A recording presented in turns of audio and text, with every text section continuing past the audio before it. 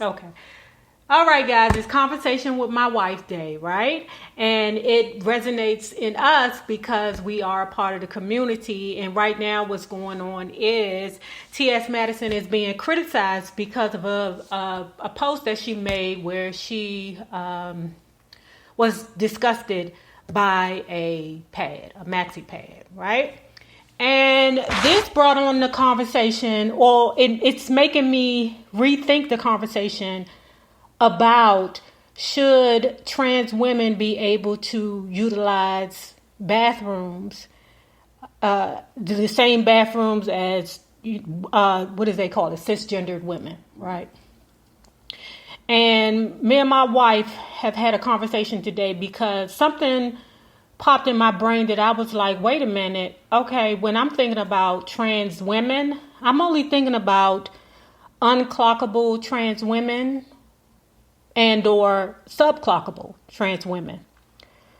But then I asked my wife, how would she feel if we walked into the bathroom and a trans woman was in there washing her hands, however it may be, get ready to go in the bathroom, however it is, and this woman was totally clockable? How would we feel about the situation? Because I feel like my opinion of allowing trans women to use the same bathroom with us was a bit jaded because I was only thinking about unclockable and subclockable. So now I asked my wife, how do you feel about the situation, my love? So generally speaking, I've never had a problem with it. But when it's posed that possibly, like, let's say, I think location and setting plays a big part in it as well. Okay, so let me say that. Hold on, boo. Okay. Hold on, I'm sorry. So the reason why my wife, to me, and you can correct me, is saying location is because we have experienced gay clubs. We know that when you go to the gay clubs, there is no differentiation, what am I saying?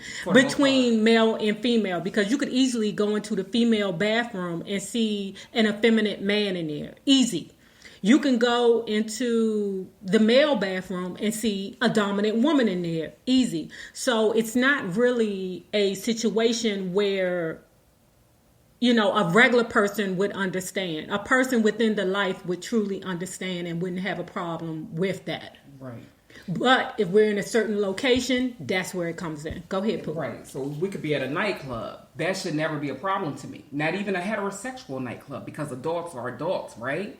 So I don't know. I feel like, to me, that certain adult situations may be different. And I feel like situations with children may be presented or able to, you know, walk into a restroom or what have you. And there's someone who's totally clockable in the restroom. I think a female child may be confused. Might be upset. Or frightened. Okay. Let's use that word, different things. Now, okay? If we're just at the movies, that's one thing. If we're at the movies and we go into the bathroom and if we have a child and our child is in the bathroom with us, and there's a clockable man right there, I'm going to be honest with you. I'm not going to know what his intention is because, and it sounds really messed up because he basically could either be one, a weirdo, or a man playing some type of games, really a straight man that really has bad intentions that is in the restroom dressed like a woman getting his rocks off. Right, but I think that those type of things are less likely to happen. However, it is a possibility. So who's to say, you know, I just don't know. I think it's really a touchy area, and maybe I'm not really sure. So let's take it back to when you're talking about location. This is where no, I don't agree. If you're in a nightclub, if you're in a gay club, yes. But think about the Jessica Edelin situation. Think about all the situations where young women now are claiming that they're being taken advantage of, and what you cannot do is allow a man to go into a female's bathroom. Period. I just think that restaurants, that places where we use public restrooms, really need to step their game up. Correct. They need to make individualized stalls that no one can creep over, that everyone can enter individually. And it's just no problem. I believe that is the ultimate goal, right? Seriously, because then when we go to the movies the other day, I went into that single bathroom, and it wasn't called family bathroom. It was called something else. Right, but it still was like an open area, and you can just choose your stall. No. That's when we went to Optimus. When we went to the bathroom, you know how they have women's bathrooms? Right. Men's bathroom, right. And then they have this thing called family bathroom where the entire family can go in one bathroom. It's big enough for like a mom to bring her children in and things like that. Right. But if that bathroom is not available and you take your child into the woman's bathroom, and when you get there and you see a clockable man, I'm telling you as a single woman that I may turn around and go away because I don't know what his intent is. Correct. I don't know what is going on with you. Right. You know, and Correct. Believe me, there are some trans women who are very clockable to the point that they can be frightening, even as a or not for somebody that doesn't understand. People don't understand the way that somebody else might be understanding or might see, somebody. Right. I'm sorry. As much as but I know it might be, a trans woman that's really, really, really tall and still look very masculine in the face. Right. And not very feminine. And they may think that, that's okay. I don't know. I don't know that what to tell you because I know that person feels like a woman. Right. Mm-hmm. And so I don't want to, make a right. I got you, baby. But this is the truth, and I'm going to tell you guys quite honestly. I was really being biased too when I was telling you all trans women do not want gay pussy, or they don't want woman's pussy or no children. That's what they do not want. They can go in there because most of the time they in there anyway, and we don't know what the hell is going on because subclockable. What I was talking about, the lady who was at Mac. Right. With me that I just thought she was a big woman. Mm-hmm. And then you had to point out to me that she was a trans woman, or like back home, one of the drug reps, when I was, at the other job, one of the drug reps, I knew that she was a trans woman, but she wasn't frightening. Mm-hmm. And, that to me, I'm sorry, it just makes a difference. And it's so wrong for me to say that. I don't think it's wrong.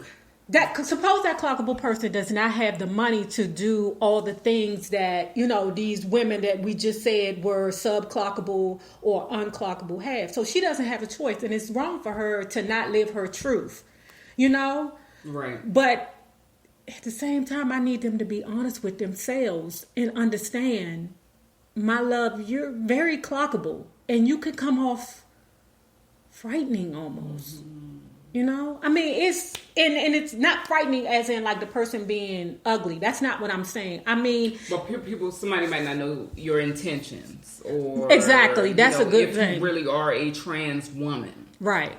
Or that's the bottom line. We don't know what your intentions are when you're in there. Because seeing Maddie in there is one thing. And even Caitlyn Jenner ain't the most unclockable hussy out there. She teetering on subclockable. But I can look at her and tell that she has... But she's feminized. She has feminized herself. Right. And so... Yeah, I just think it's really when you start putting it out there, when you're putting your beliefs kind of onto other people. Kind of. I don't even want to say beliefs because trans women are female for all, in their mind. Even. And I accept them as female. Women, right, exactly. So even if a trans woman looks very masculine in her mind and she's starting to transition and things like that, then she's taking hormones, possibly not. We don't know. Everyone is so individualized. Exactly. I get it. So I'm telling you guys, it's a tough call because you want to, you want to be fair across the board, but the world isn't fair. Life isn't fair. And it's kind of like how, you've been taught when you were young that the more attractive people have it easier in life, True. And it's just factual about it.